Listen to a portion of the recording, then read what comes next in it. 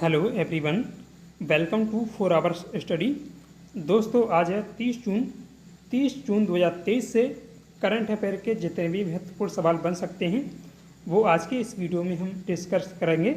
सारे question important हैं। अगर आप किसी भी एग्जाम की तैयारी करते हैं तो ये वीडियो आपके लिए महत्वपूर्ण है, तो इसलिए आप वीडियो को अंत तक ध्यान से देखते रहिएगा। तो चलिए शुरू करते हैं आज का वीडियो। आपका पहला इंपॉर्टेंट सवाल है, लेडीज ओपन 2023 की विजेता कौन बनी है? तो दीक्षा डागर इसमें विजेता हैं। राइट आंसर है ऑप्शन नंबर बी, दीक्षा डागर। भारतीय गोल्फर दीक्षा डागर, ये भारतीय महिला गोल्फर हैं दीक्षा डागर, झज्जर हरियाणा की निवासी हैं। इन्होंने यह अपना दूसरा लेडीज यूरोपियन टूर यानी एलईटी का खिताब जीता है। दीक्षा डागर ने अपना पहला एलईटी का खिताब 2019 में दक्षिण अफ्रीका ओपन के रूप में जीता था। इससे पहले अदिति अशोक ने 2016 में इंडियन ओपन जीता था। यही नहीं, दीक्षा इस साल जीतने वाली दूसरी भारतीय हैं जो इसी सीजन में अदिति ने मैजिकल केन्या लेडीज का खिताब भी जीता था। आगे अब बात करते हैं दीक्षा डागर के बारे में। दीक्षा डागर 2 बार डेफ ओलंपिक यानी जो बधिरों के लिए ओलंपिक होता है उसमें उन्होंने 2 बार पदक जीते हैं। उन्होंने 2017 में रजत पदक और 2021 में स्वर्ण पदक हासिल किया था। इसके बाद उन्होंने टोक्यो ओलंपिक में भाग लिया और ऐसी पहली गोल्फर बनी है जिसने डेफ ओलंपिक और मुख्य ओलंपिक दोनों में हिस्सा लिया है। इसके अलावा उन्होंने 2018 के एशियाई खेलों में भी हिस्सा लिया था। अब बात करते हैं लेडीज यूरोपियन टूर के बारे में। लेडीज यूरोपियन टूर महिलाओं के लिए एक पेशेवर गोल्फ टूर है जिसकी स्थापना 1978 में हुई थी। 1978 में याद रखिएगा प्रारंभ हुआ इसका। यह इंग्लैंड में लंदन के पास बकिंघम शायर गोल्फ क्लब पर आधारित है। दूसरा क्वेश्चन है, गूगल ने भारत के किस शहर में वैश्विक फिनटेक संचालन केंद्र खोलने की घोषणा की है? तो ये गुजरात के गांधीनगर में खोला जाएगा। राइट आंसर है option number B, Gujarat Gandhinagar. तो याद रखिएगा, गूगल ने गुजरात के गांधीनगर स्थित गिफ्ट सिटी में अपना वैश्विक फिनटेक संचालन केंद्र खोलने की घोषणा की है।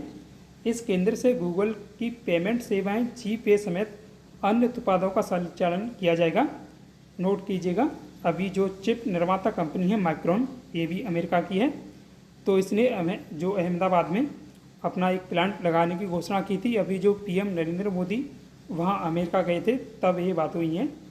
आगे तीसरा क्वेश्चन है, स्पेशल ओलंपिक विश्व समर गेम्स 2023 जो हुए हैं तो भारत ने इसमें कितने पदक जीते हैं?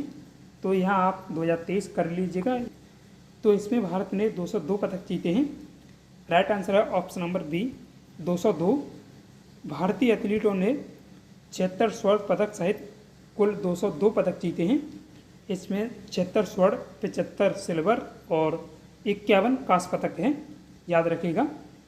मेज़बान इसका बर्लिन जर्मनी था। इनका आयोजन 17 से 25 जून 2023 तक जो 2023 में जर्मनी में हुआ है। यह इसका जो संस्करण है 16वां था। आयोजन 4 वर्ष बाद होता है, प्रत्येक 4 वर्ष बाद। स्पेशल ओलंपिक में भारत की अध्यक्षता जो मल्लिका नड्डा कर रही थी। जो इन खेलों का प्रारंभ 1968 में हुआ है। ये पहली बार इसकी मेज़बानी पहली बार शिकागो अमेरिका ने की थी। तो ये भी आप याद रखिएगा। आगे चौथा क्वेश्चन है, अंतर्राष्ट्रीय विधवा दिवस प्रति वर्ष कब मनाया जाता है? तो हर साल जो 23 जून को मनाया जाता है।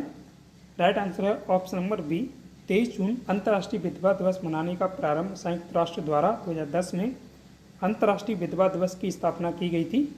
अंतर्राष्ट्रीय विधवा दिवस का इतिहास यूनाइटेड किंगडम में स्थित लूम्बा फाउंडेशन से जुड़ा है।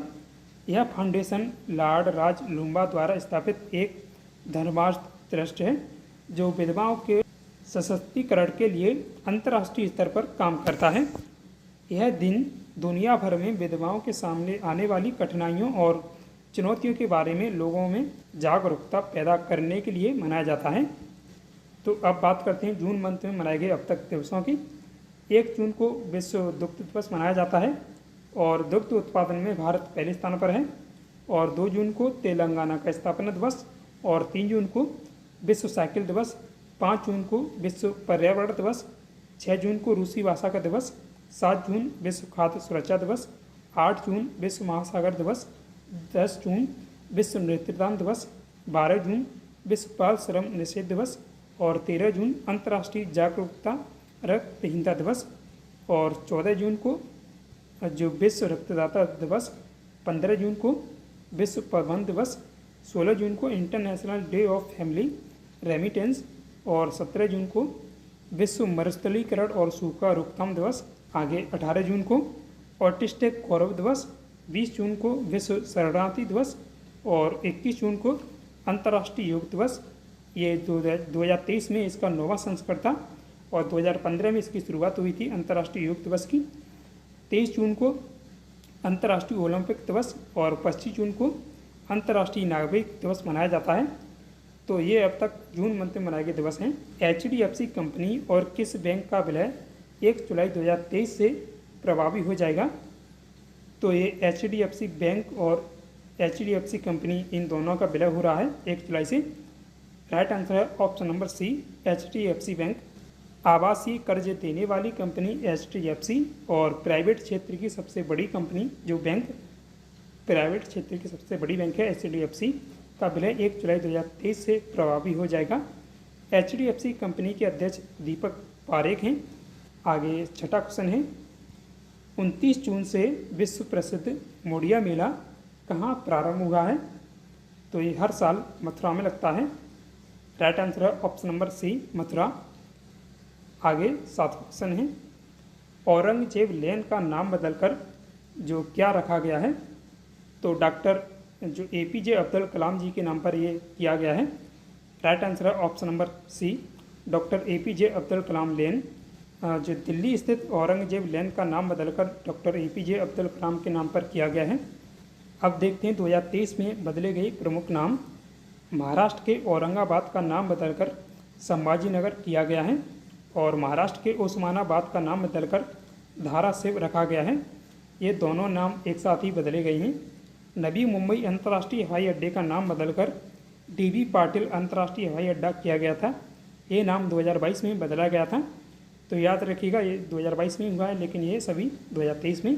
नेहरू स्मारक संग्रहालय का नाम बदलकर प्रधानमंत्री संग्रहालय किया गया है और महाराष्ट्र के अहमदनगर का नाम बदलकर अहिल्या देवी होलकर किया जो करने की घोषणा हुई है। आगे 8वां क्वेश्चन है, अन्य भाग्य किस राज्य की योजना है? तो ये कर्नाटक शुरू कर रहा है इस योजना को, अन्य भाग्य योजना। राइट आंसर है option number C, Karnataka. Karnataka सरकार ने अन्य भाग्य में अतिरिक्त 5 किलो चावल के स्थान पर लाभार्थियों को 34 रुपया जो प्रति kg के हिसाब से पैसे देने का निर्णय लिया है, यानी इन्हें पैसे दिए जाएंगे अब चावल की जगह। कर्नाटक में अन्य भाग्य योजना 1 जुलाई 2023 से प्रारंभ होगी। अब बात करें कर्नाटक की, तो ये जो कर्नाटक के सिद्धरमैया दूसरी बार मुख्यमंत्री बने हैं। सिद्धरमैया कर्नाटक के 24वें मुख्यमंत्री हैं। अभी जो मई 2023 में चुनाव हुए थे तब यहाँ कांग्रेस की सरकार बनी है, तो याद रखिएगा जब कर्नाटक में अभी कांग्रेस की सरकार है। इससे पहले सिद्धरमैया 2013 से 2018 तक कर्नाटक के मुख्यमंत्री रहे थे। कर्नाटक में कुल विधानसभा की सीटें 224 हैं और कांग्रेस ने कर्नाटक में जो विधानसभा की कुल सीटों में से 135 सीटें जीती हैं, तो याद रखिएगा उसने 135 सीट जीती हैं और पूर्ण बहुमत की सरकार बनी है कर्नाटक में उसकी कांग्रेस की। कर्नाटक के मुख्यमंत्री सिद्धरमैया हैं और उप मुख्यमंत्री DK शिवकुमार हैं।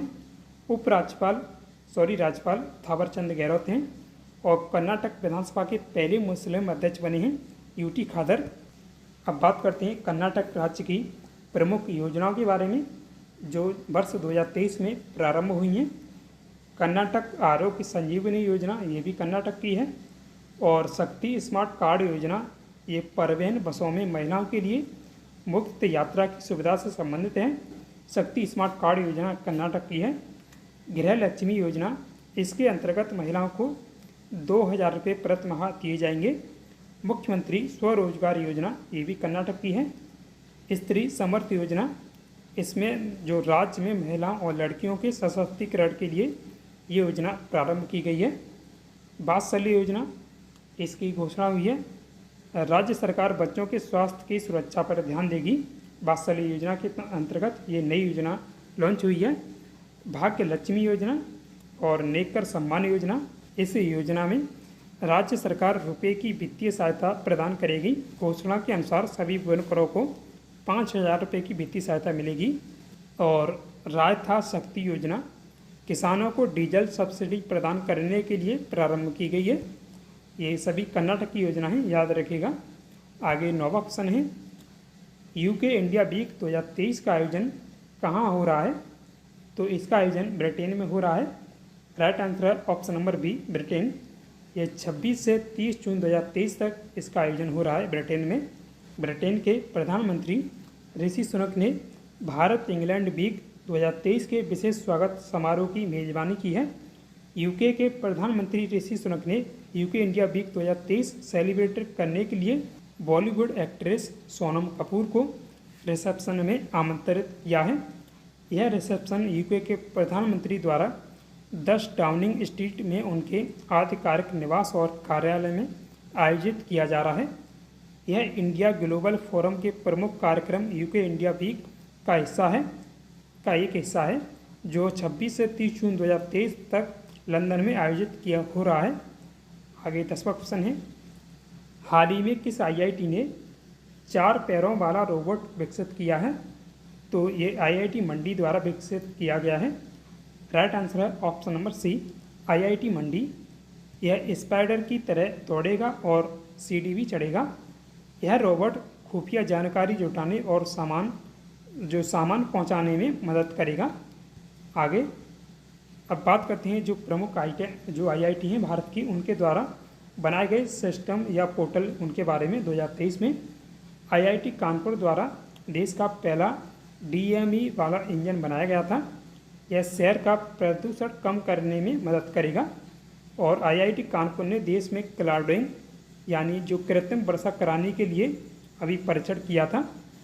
आईआईटी मद्रास ने एक portable 3D paper based device बनाया था जो दूध में मिलावट का पता लगा सकता है। और आईआईटी मद्रास ने भारत का पहला स्वदेशी मोबाइल ऑपरेटिंग सिस्टम, जिसे नाम दिया गया है BHAROS, तैयार किया था। 11वां ऑप्शन है, हाल ही में जारी आईसीसी टेस्ट रैंकिंग जून 2023 में जारी की गई है। तो इसमें शीर्ष गेंदबाज कौन बने हैं? तो इसमें पहले स्थान पर रविचंद्रन अश्विन ही रहे हैं। राइट आंसर है option number B, Ravichandran Ashwin. International cricket council यानी आईसीसी ने 21 जून 2023 को टेस्ट खिलाड़ियों की ताज़ा रैंकिंग जारी की है। भारतीय स्टार स्पिनर रविचंद्रन अश्विन ने गेंदबाजों की रैंकिंग में शीर्ष स्थान प्राप्त किया है, जबकि बल्लेबाजों में इंग्लैंड के जो रूट ने ऑस्ट्रेलिया के मार्शन लाबुशैने को पछाड़कर दुनिया के एक बल्लेबाज बन गए हैं। इंग्लैंड के जो रूट पहले स्थान पर पहुंच गए हैं, मार्शल लाबुशैने को पीछे छोड़कर। आगे तो दोस्तों आज के वीडियो में बस इतना ही। आपका आज का सवाल है, भारत ने किस देश को पीछे छोड़ते हुए सड़क नेटवर्क के मामले में दूसरा स्थान प्राप्त किया है? तो इसका आंसर आप कमेंट में दीजिएगा। तो दोस्तों आशा करता हूँ आपको वीडियो पसंद आया होगा। वीडियो को लाइक कीजिएगा और डेली करंट अफेयर के ऐसे ही वीडियो पाने के लिए अपने 4 आवर्स स्टडी चैनल को सब्सक्राइब भी कर लीजिएगा। Thanks for watching this video. जय हिंद, जय भारत।